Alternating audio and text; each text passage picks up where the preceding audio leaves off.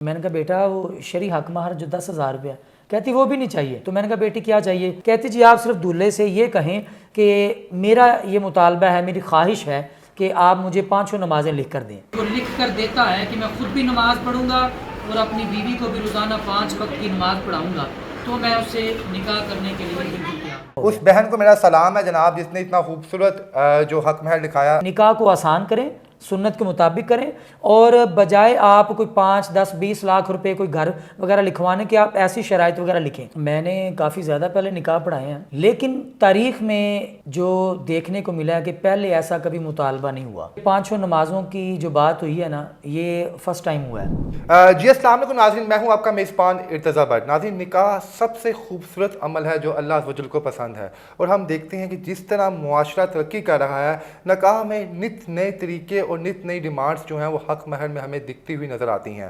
بہت سی خواتین حق مہر کے اندر بنگلے مانگتی ہیں، کوئی بینک بیلنس مانگتی ہیں، کوئی سونا چاندی، مطلب جو خواتین کی ڈیمانڈ ہوتی ہے وہ مانگتی ہیں، اور اس وقت اس لڑکے کی اگر رضامندی ہو تو حق مہر میں تمام چیزیں لکھی بھی جاتی ہیں۔ لیکن ایک ویڈیو آپ نے سوشل میڈیا پر دیکھی ہوگی، بہت زیادہ وائرل ہو رہی ہے، جس میں ایک بچی جو ہے وہ اپنے ہسبینڈ سے حق مہر میں نہ ہی کوئی پیسہ مانگتی ہے، نہ ہی کوئی سونا مانگتی ہے، نہ ہی کوئی گھر مانگتی ہے۔ وہ مانگتی ہے تو صرف اور صرف 5 نمازیں مانگتی ہیں، اور میں داد دیتا ہوں اس وقت اس کے ہسبینڈ کو، جس نے خوشی خوشی جناب وہ حق مہر کو ایکسیپٹ بھی کیا اور باقاعدہ سگنیچر بھی کیے۔ جی ناظرین، وہ خوبصورت ایونٹ میں جو نکاح ہوا تھے وہ مفتی صاحب تھے، مفتی رفاقت حسین صاحب ان کا خوبصورت نام ہے۔ مفتی صاحب، سب سے پہلے تو آپ کو اس خوبصورت ویڈیو میں ہم بڑا پسند آیا کہ جس طرح آپ کے لبوں پہ مسکراہٹ آئی۔ سر، اس سے پہلے آپ بتائیں کہ کتنے نکاح آپ کروا چکے ہیں، اور یہ نکاح آپ کی زندگی میں کتنی اہمیت رکھتا ہے؟ بسم اللہ الرحمن الرحیم۔ سب سے پہلے تو میں آپ کا شکریہ ادا کرتا ہوں کہ آپ کے توسل سے یہ میسج جو ہے، یہ اچھا ایک پیغام مزید لوگوں تک پہنچے گا۔ ٹھیک ہو گیا۔ اور جو میسج جو ویڈیو عام ہوئی، وائرل ہوئی ہے، اس میں جو کچھ لوگوں کے سوالات ہیں ان کے جوابات ہوں گے۔ الحمدللہ عز و جل، میں نے کافی زیادہ پہلے نکاح پڑھائے ہیں، ہماری فیلڈ ہے، لیکن تاریخ میں جو دیکھنے کو ملا ہے کہ پہلے ایسا کبھی مطالبہ نہیں ہوا۔ 15-20 سال پہلے ایک بہن نے مطالبہ کیا تھا، اس نے فجر کی نماز لکھوائی تھی اپنے ہسبینڈ سے حق مہر میں، ٹھیک ہے۔ لیکن اب یہ 5 نمازوں کی جو بات ہوئی ہے نا، یہ فرسٹ ٹائم ہوا ہے جو میں نے دیکھا ہے، میرے علم میں جو ہے، تو یہ تاریخ میں فرسٹ ٹائم ہوا ہے، اور بہت اچھی بات ہے جی۔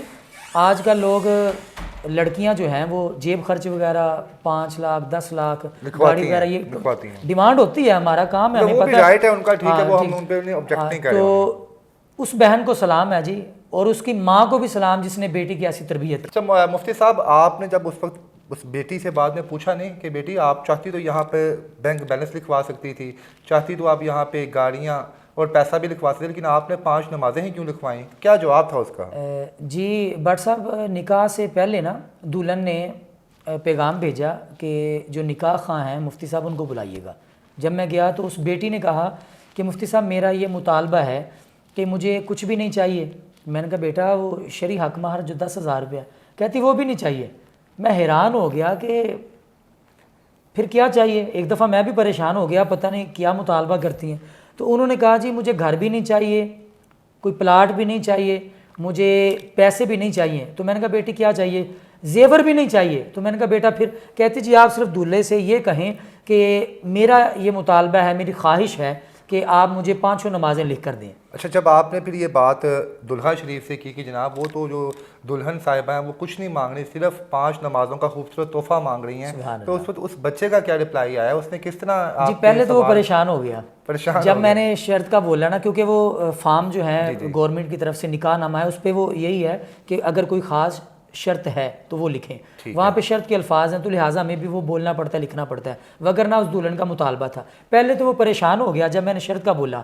اس وقت تک اسے بھی نہیں پتا تھا، اسے نہیں پتا تھا، مطالبہ آن دا اسپاٹ مجھ سے کیا جائے گا، بالکل نہیں پتا تھا، نہ گواہوں کو پتا تھا، ٹھیک ہے، جو اس کی طرف سے آئے تھے شادی میں مہمان، جو اندر دلہن کے پاس پہلے گئے انہیں بھی نہیں پتا تھا، نہیں، ان کو 2-3 بندوں کو صرف پتا تھا جب پہلے اس نے ڈیمانڈ کی نا، کیونکہ نکاح میں دلہن پہلے ایجاب کرتی ہے، دولہا پھر قبول کرتا ہے، پہلے دلہن کے پاس جانا پڑتا ہے. ان 2-3 بندوں کو پتہ تھا، لیکن جب باہر آئے اور دولہے سے میں نے یہ کہا، شرط کے الفاظ سن کے وہ پریشان ہو گیا. لیکن جب آگے نمازوں کی بات آئی تو اس کے چہرے پہ مسکراہٹ آ گئی. صرف اس کے چہرے پہ نہیں، جتنے مہمان بیٹھے تھے، گواہان آئے تھے شادی میں، سب نے سبحان اللہ کہا، ماشاء اللہ کہا. اور بزرگ جو ساتھ بیٹھے تھے دائیں بائیں، جو وہاں مائیں بہنیں تھیں، سب نے تعریف کی کہ اتنی نیک بیوی ملی ہے، اتنی خوبصورت، اتنی اچھی بات، اتنا اچھا مطالبہ کیا ہے. تو میں تو سب بہنوں سے آپ کے پروگرام کے توسل سے یہ میسج دوں گا، پیغام دوں گا کہ آپ لوگ بھی نکاح کو آسان کریں، سنت کے مطابق کریں، اور بجائے آپ کوئی 5, 10, 20 لاکھ روپے کوئی گھر وغیرہ لکھوانے کے، آپ ایسی شرائط وغیرہ لکھیں، ایسا مطالبہ کریں جس میں بعد میں برکتیں ہوں. اصل میں پتہ کیا، نماز کا مطالبہ کیوں کیا؟ اس کے کہنے کا مقصد یہ تھا کہ نماز کی پابندی میں بھی کروں گی، آپ بھی کریں گے، ٹھیک ہے، قرآن پاک کی تلاوت بھی کریں گے، ہمارے گھر میں رحمتیں برکتیں ہوں گی، بچے نیک ہوں گے، آپ کے کاروبار میں برکتیں ہوں گی. مقصد یہ تھا. اچھا مفتی صاحب یہ بتائیں، ویسے تو نماز لازم و ملزم ہے، بالکل ویسے ہی فرض ہے کے لیے فرض بھی ہے ہمارے اوپر. اب یہ جو نئی شرط اس میں ایڈ ہوگی نکاح پہ کہ یہ 5 نمازیں پڑھے گا جو دلہا شریف ہیں، اگر آپ وہ نماز نہیں پڑھتے، ویسے تو ہم جیسے گناہ گار بھی کبھی کبھار نماز ہم سے مس ہو جاتی ہے، اگر وہ نہیں پڑھتے تو ایک جو عام گناہ جو ایک مومن پہ لگتا ہے، کیا اس کے ساتھ کوئی ایڈیشنل گناہ بھی ایڈ ہوگا، کوئی حق مہر والا گناہ بھی کہیں ان کے کھاتے میں پڑ جائے گا؟ سب سے پہلی بات تو یہ کہ آپ کا یہ سوال بڑا خوبصورت ہے، اور یہ کئی کمنٹس وغیرہ آئے، ان میں بھی یہ سوال تھا. سب سے پہلی بات تو یہ ہے کہ نکاح میں کوئی اثر نہیں پڑے گا، نماز نہیں پڑھے گا. یہ حق مہر میں نہیں لکھا. پہلی بات تو یہ ہے کہ یہ مطالبہ اور یہ شرائط میں لکھا ہوا ہے. ٹھیک ہے جی. اور یہاں پہ میں تھوڑا واضح کرتا چلوں کہ جو لوگ وہاں شرائط میں جیب خرچ لکھتے ہیں، ٹھیک ہے، جیب خرچ لکھتے ہیں، کیا جس مہینے شوہر اپنی بیوی کو جیب خرچ نہیں دے گا پھر یہ نکاح ٹوٹ جائے گا؟ اور تھوڑا اور مزید آسان کر دوں، پیچھے لاک ڈاؤن کرونا وغیرہ تھا، اس میں تقریباً 2-3 ماہ لوگوں کے کاروبار بند تھے، تو شوہر نے بیوی کو جیب خرچ دینے کے بجائے الٹا ان سے کہا کہ بھائی ختم ہو گئے پیسے، کچھ جوڑے ہیں تو مجھے بھی دو. تو بیوی سے لے کے اس نے خرچ کیا. تو اس کا مطلب ہے کہ پھر مطلب کہ اب میں پوچھوں اس کا اثر کیا پڑے گا سر، اگر وہ فورس بچہ بیچارہ دیکھیں نماز اگر وہ اسلامی پوائنٹ آف ویو سے پوچھ رہا ہوں، کیا اس کو کفارہ ادا کرنا پڑے گا کوئی، یا جو نماز چھوڑنے کا جو ایک گناہ ملتا ہے ایک مومن کو وہ تو ملے گا، کہیں کوئی ایکسٹرا تو کوئی چیز نہیں ہے، یا اس نے وعدہ کیا اس وقت نا، بیوی کے سامنے وعدہ ہی ہوتا ہے نا کہ میں تمہیں دوں گا یہ چیز، کہیں وہ زیادہ تو نہیں اس کو ہوگا. اور اگر ثواب بھی ہے، دیکھو ثواب تو مجھے نماز پڑھنے کا ملے گا. اور ایک جو میں نے سینکڑوں لوگوں کے سامنے ایک حلف اٹھایا کہ میں نماز پڑھوں گا، اس کے اندر نکاح نامے میں ثواب بھی کیا مجھے زیادہ ملے گا عام ثواب سے، یا وہی ہوگا ثواب اور گناہ کا جو ریشو ہے؟ جو دیکھیں اگر وہ نماز پڑھتا ہے اس کو ثواب ملے گا، نماز نہیں پڑھتا اس کا گناہ اس کو ملے گا. ٹھیک ہے. اور جو آپ پوچھنا چاہ رہے ہیں کہ نکاح نامے پہ اثر پڑے گا، نکاح نامے پہ کوئی اثر نہیں پڑے گا. نکاح ان کا ہے، وہ میاں بیوی ہی رہیں گے. اب عورت کو بھی تو ہر مہینے تقریباً وہ شرعی جو معاملات ہیں اس کے 6-7 دن اس کو نمازوں کی معافی ہے. ٹھیک ہے. وہ عورت بھی نہیں پڑے گی جو یہ مطالبہ کر رہی ہے، وہ بھی اس کو بھی تو معافی ہے.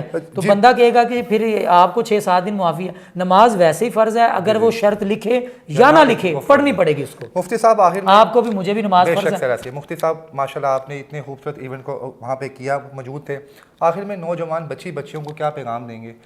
جی میں سب بہنوں کو، بیٹیوں کو یہ آپ کے پروگرام کے توسل سے یہ میسج دوں گا کہ آج کل جو شرائط ڈیمانڈز وغیرہ ہیں کہ جی ہمیں لڑکا چاہیے، سرکاری جاب ہو یا کاروبار اپنا ہو، گھر اپنا ہو.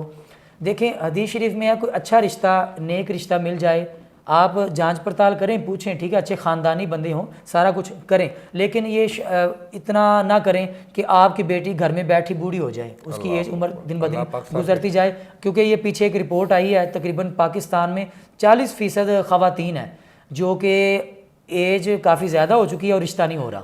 بہت شکریہ قاری صاحب. آخر میں بس یہ بتا دیں دوبارہ آپ کی اس بچے سے گفتگو ہوئی ہے کال پہ؟ جی ہوتی ہے ملاقات. جی الحمدللہ ماشاءاللہ. وہ اچھا یہ بہت اچھا آپ نے سوال کیا. میں نے بات کی میں نے کہا جی بھائی سنائیں کیسے ہیں؟ کہتے جی پہلے بھی پڑھتا تھا لیکن کبھی کبھار سستی ہو جاتی تھی.